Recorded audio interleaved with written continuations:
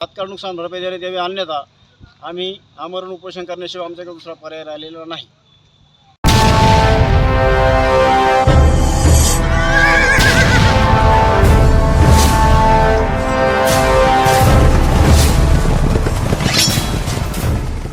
जे बोगस बियाणं आणि खतं विकतील त्यांना देखील जेलमध्ये टाकण्याचा आदेश दिलेले आहेत.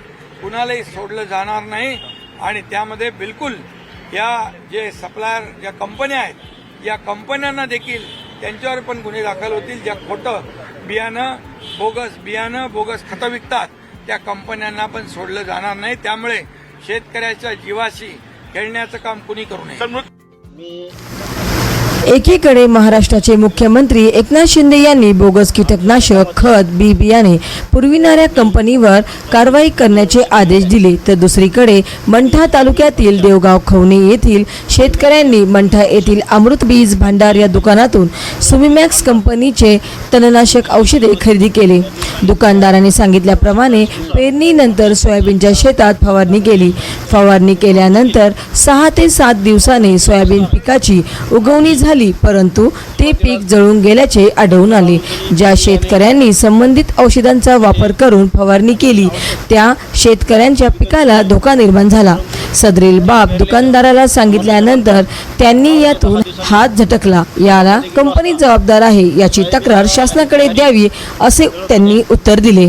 त्यानंतर शेतकऱ्यांनी कृषी अधिकारी यांना भेटण्याचा प्रयत्न केला, पण ते कार्यालयात नसल्याचे आढळून आले. महाराष्ट्र वाईब न्यूज प्रतिनिधी गजानन माळकर, मंठा, जिल्हा जालना. आमच्या शेतामध्ये आम्ही सोयाबीनची पेरणी यावर्षी केलेली आहे. तरी सोयाबीन पश्चात सुमिमॅक्स या कंपनीचे औषध मंठा येथील अमृत बीज भांडार इथून खरेदी केले होते. त्यांनी सांगितलेल्या शिफारशीनुसार आम्ही त्याची सोयाबीनच्या शेतामध्ये फवारणी केली. फवारणी करीत असताना आम्ही सुरुवातीलाच कर्ज काढून सनी बी बियाणे खते आणि ते औषध हे विकत घेतलं होतं. परंतु ते फवारल्याच्या नंतर 8 ते 10 दिवसांनी शेतामध्ये गेलो असता सोयाबीनच्या हारीची हारी जळत होत्या. त्यामुळे आम्ही तक्रार करण्यासाठी मंठा येथील अमृतबीज भांडारचे मालक श्री कासट शेठ यांना भेटायला गेलो. त्यांना ते सविस्तर सांगितलं. त्यांना विनंती केली. विनंती करून त्यांना सांगितलं की बाबा आमचं असं नुकसान झालेलं आहे.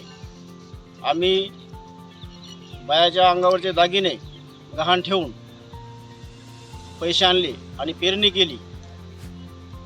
तर त्यांनी आम्हाला उद्धटपणाचे उत्तर देऊन असे सांगितले की आमच्याकडून काही होत नाही, तुम्हाला जे करायचे ते तुम्ही शासन दरबारी जाऊन करा. दुकानदारांना सपशेल वरात केले. ते म्हणे आमचं नाही, कंपनीचा प्रॉब्लेम आहे, ते कंपनीला बोला म्हणे. असं